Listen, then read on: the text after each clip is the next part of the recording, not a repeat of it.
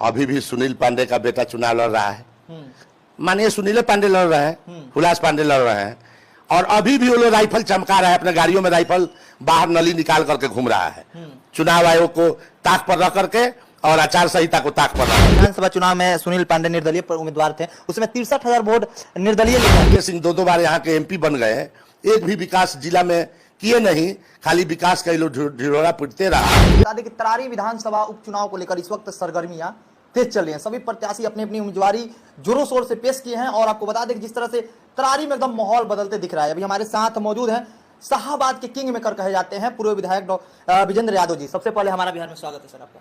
Thank you. पूरा तरारी में माहौल बदलते दिख रहा है। अरे भाई, तरारी विधानसभा जो है पहले पीरों से जुड़ा हुआ था, फिर पीरों से जुड़ गया।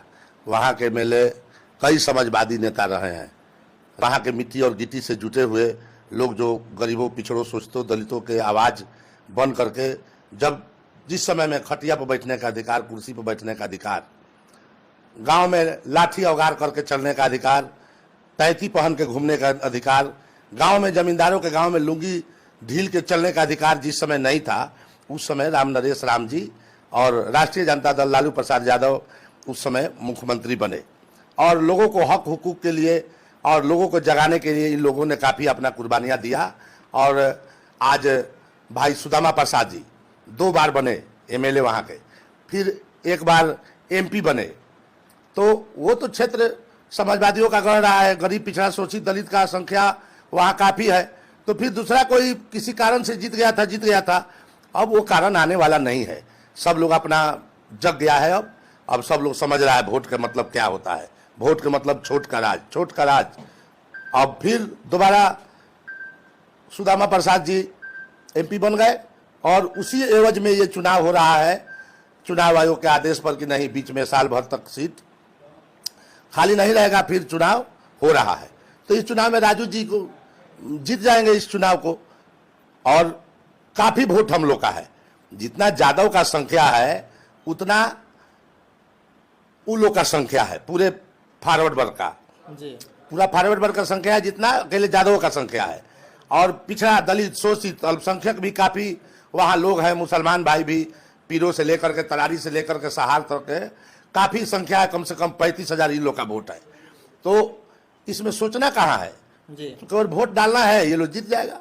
अच्छा, पूरे शाहाबाद में आपको लोग कहता है कि विजेंद्र यादव जो है किंग मेकर की भूमिका में नजर आते हैं। वो बात छोड़िए, हम तो कहीं किसी कारण से दूसरे जगह भी चल गए थे, लेकिन फिर हमको लालू जी ने बुलाया, लालू जी ने खोजा। आप देखे कि सामाजिक न्याय का रथ डूब नहीं जाए।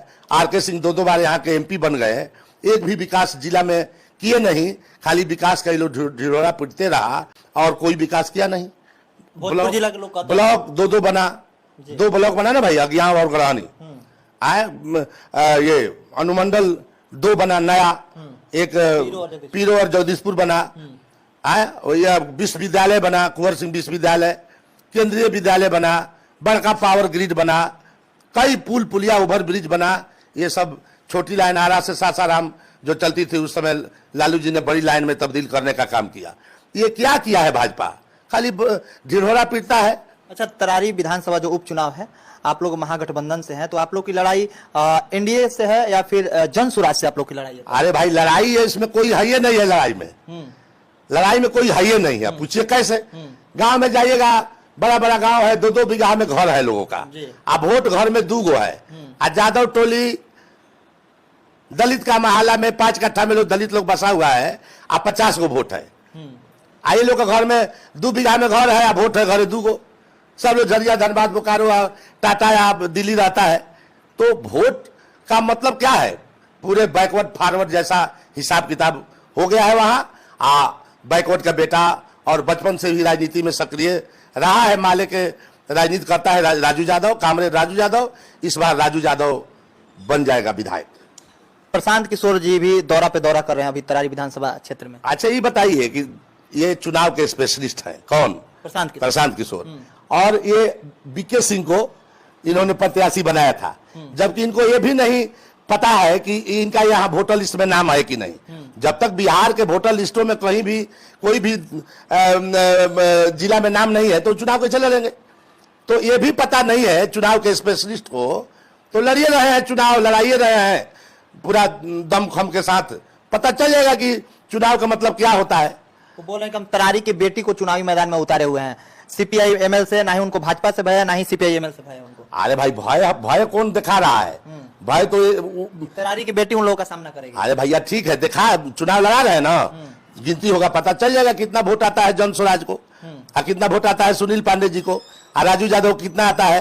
कम से कम 20-25 हजार से कम बोल रहे हैं इस बार राजू यादव लीड करेगा। पिछला विधानसभा चुनाव में सुनील पांडे निर्दलीय उम्मीदवार थे, उसमें 63,000 वोट निर्दलीय लेके आए थे। अरे भैया निर्दलीय लेकर आए थे, वो भी बात आपका मानते हैं, हर बार निर्दलीय का तो चलता नहीं है। उस समय निर्दलीय थे, हर दल को लगता था कि इधर आ जाएंगे, जेडीयू को लगता है इधर आ जाएंगे, उधर लगता होगा और पार्टी को कि इधर आ जाएंगे, लेकिन तब तो साफ साफ है कि भाजपा के पक्ष में है।